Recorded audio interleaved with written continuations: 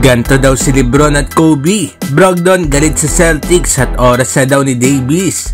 So para nga sa unang balita mga idol ay patungkol kay Anthony Davis. Alam natin na kasama nga sa plano ng Lakers si Davis bilang pamalit kay LeBron James kapag nagretiro na ito o lumipat ito ng ibang kuponan.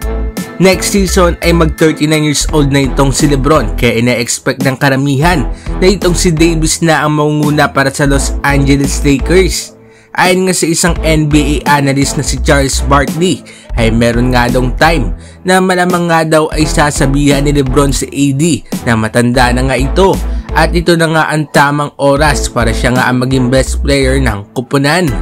Last season ay nagtala si LeBron ng 29 points, 8 rebounds at 7 assists per game, habang si AD naman ay nag-average ng 26 points, 13 rebounds at 3 assists per game.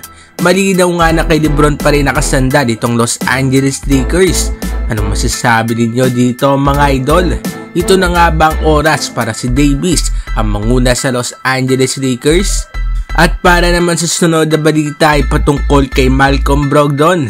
Napunta nga itong si Brogdon sa Celtics last season kung saan ay nanalo nga ito ng 6 Man of the Year award.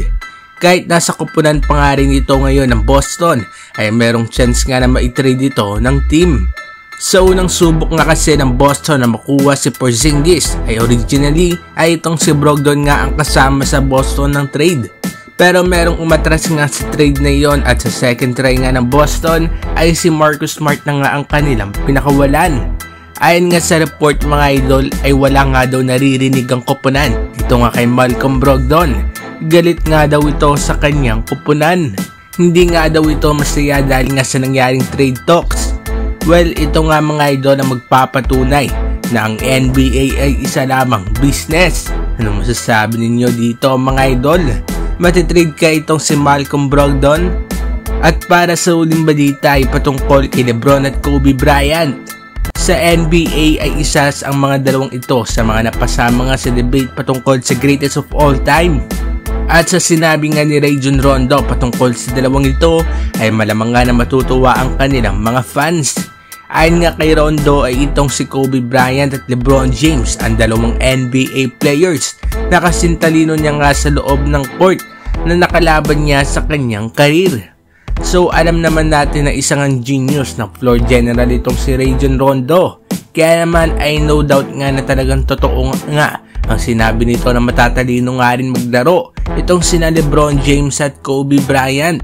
Ano masasabi ninyo dito mga idol? Agree ba kayo sa sinabi ni Rajon Rondo? Mag-komento sa baba at ating babasahin yan. Huwag kakalimutan na mag-like at subscribe para sa iba pang balitang NBA. Maraming salamat po.